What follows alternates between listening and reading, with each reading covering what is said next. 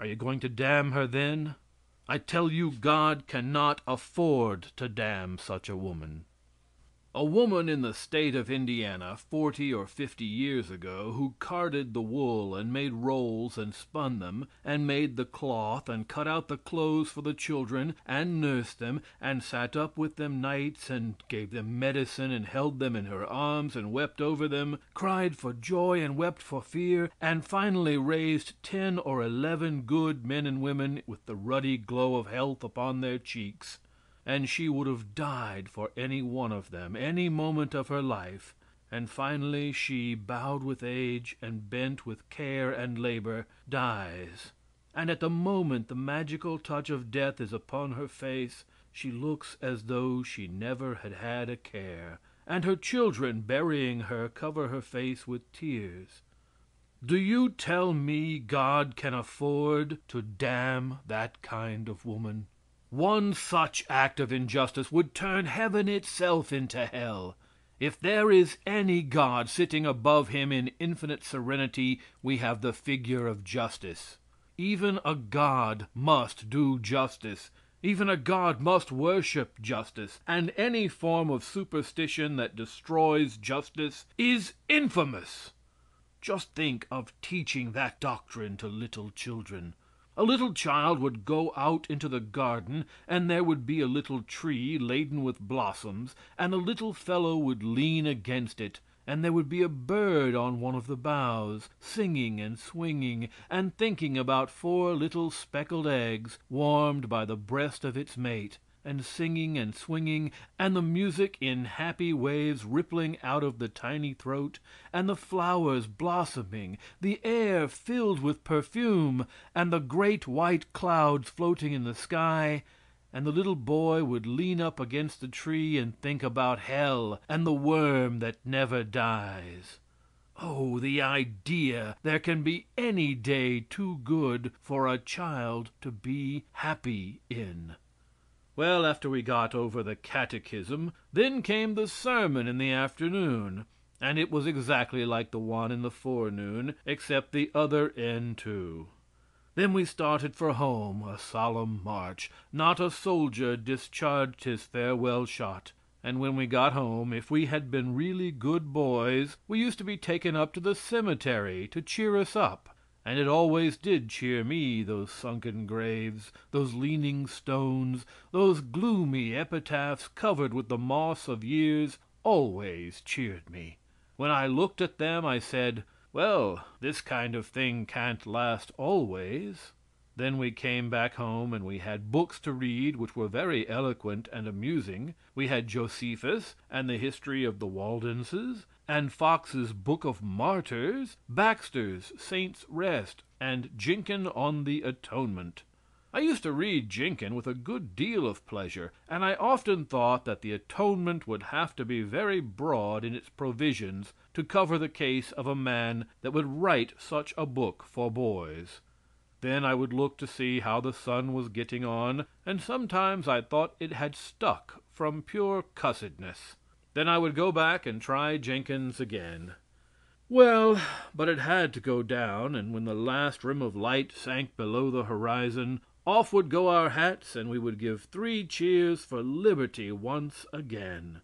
I tell you, don't make slaves of your children on Sunday.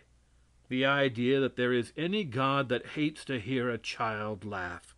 Let your children play games on Sunday. Here is a poor man that hasn't money enough to go to a big church, and he has too much independence to go to a little church that the big church built for charity. He doesn't want to slide into heaven that way.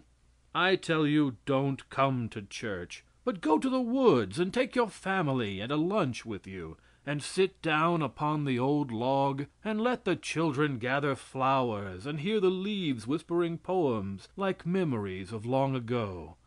And when the sun is about going down, kissing the summits of far hills, go home with your hearts filled with throbs of joy. There is more recreation and joy in that than going to a dry goods box with a steeple on top of it, and hearing a man tell you that your chances are about 99 to 1 for being eternally damned. Let us make this Sunday a day of splendid pleasure, not to excess, but to everything that makes man purer and grander and nobler.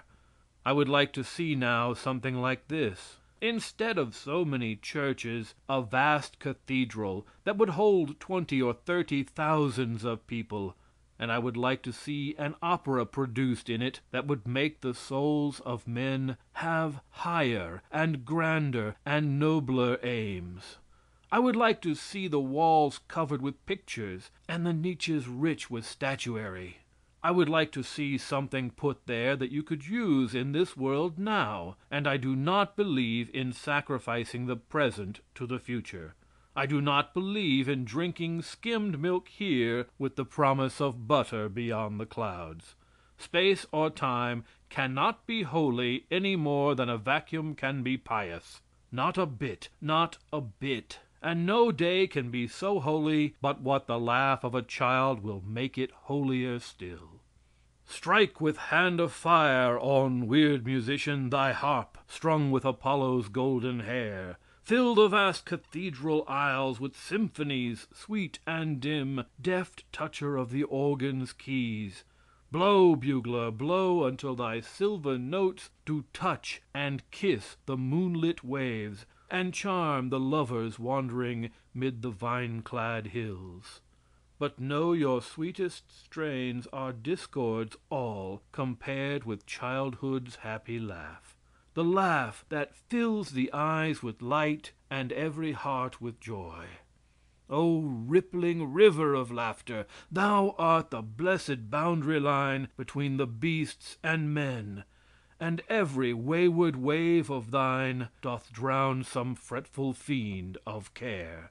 O laughter, rose-lipped daughter of joy, there are dimples enough in thy cheeks to catch and hold and glorify all the tears of grief.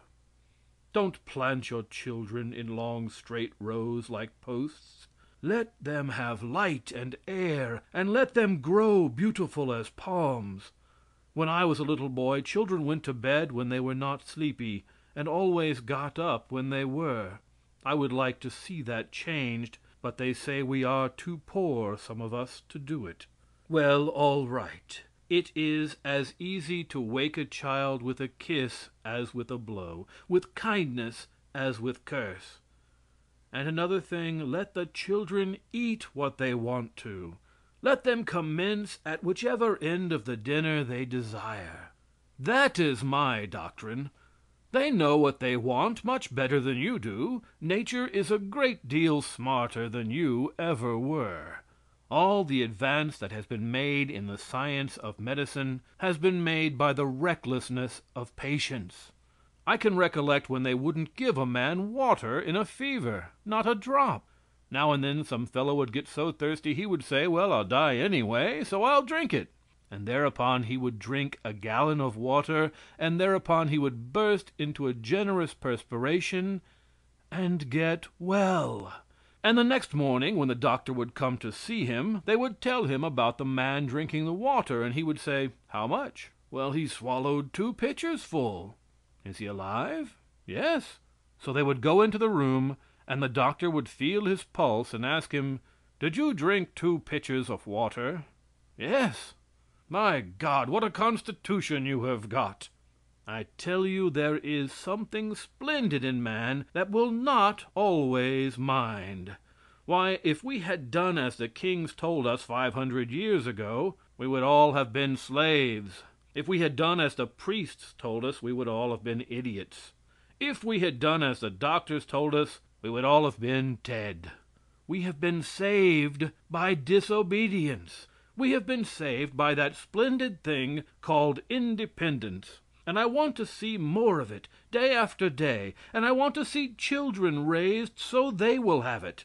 That is my doctrine. Give the children a chance. Be perfectly honor bright with them, and they will be your friends when you are old. Don't try to teach them something they can never learn.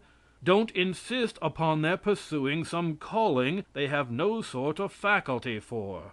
Don't make that poor girl play 10 years on a piano when she has no ear for music.